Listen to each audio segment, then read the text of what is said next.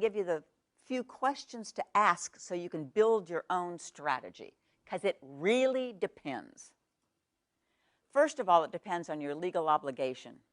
When you go into the workplace or the classroom, if you're teaching, you're going to have some legal obligations. You are going to have to report pornography, even your own. No, I'm kidding. You're going to have to report pornography. You're going to have to report child abuse. You're going to have to report certain sexual abuses.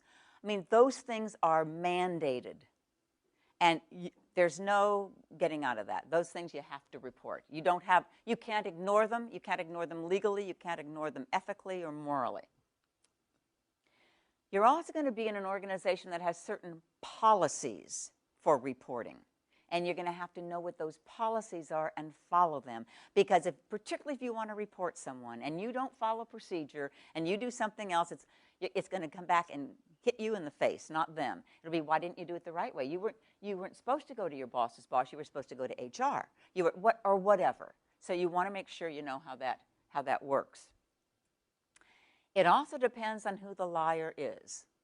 If the liar is someone you're negotiating with, you're going to respond to that maybe very differently than if the liar is your boss, or if the liar is someone who reports to you, or if the liar is one of your coworkers, a colleague, a friend.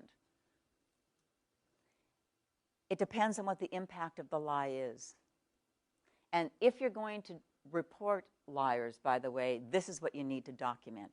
You can't go into HR or your boss's boss or to whomever and say, my feelings were really hurt when this person lied to me. I am so upset. They don't really care.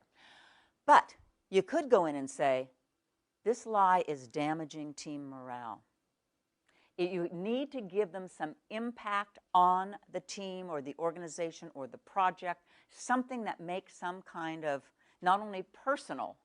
You can certainly say how it's affecting you personally, but the more you can document the impact of the lie in a bigger arena, the better it is.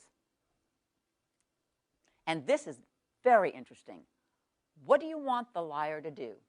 Do you want her to resign? Do you want her to be fired? Do you just want her to know that you know? Do you want her simply to go somewhere else because you know she's a big liar and you never want to work with her again, but you just don't even want her to even know that you know? Do you want her to apologize? Do you want her to retract the lie? What is it that you want? And depending on those answers, it's going to be different. And then when you figure that out, you need to think, what are the possible consequences of doing all of these things?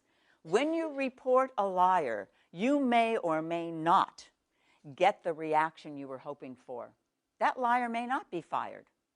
That liar, you may be moved to another division. I've seen this happen. You just don't know what the outcome is. You need to really think that through.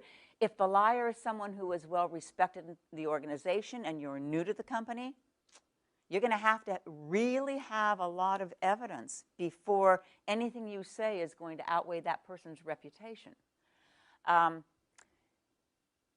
Directly confronting has some impact that you might not want to. If you have to work with that person on an ongoing basis, you might want to not have a direct confrontation. You might want to do something a little more indirect.